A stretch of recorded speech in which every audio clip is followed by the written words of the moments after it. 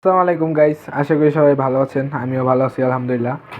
তো গাইস, আপনাদেরকে একটা জিনিস দেখাই। দিন দিন কাজের কোয়ালিটি কিভাবে ইমপ্রুভ হয় এইসব দেখলে নিজের কাছেও ভালো লাগে যে না, দিন দিন কাজের কোয়ালিটি ইমপ্রুভ করতে পারতেছি।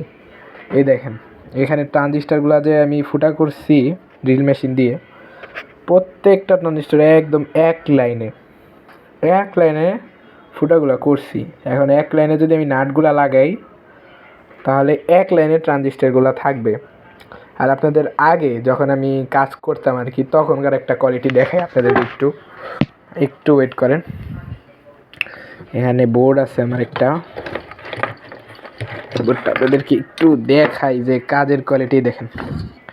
এটা কিন্তু বাঁকা তেরা হয়েছে, সোজা করতে পারি নাই। তো এটাই কাজের কোয়ালিটি কিভাবে ইমপ্রুভ করা যায়। যত কাজ করবেন, যত শিখবেন, তত ইমপ্রুভ হবে আস্তে আস্তে।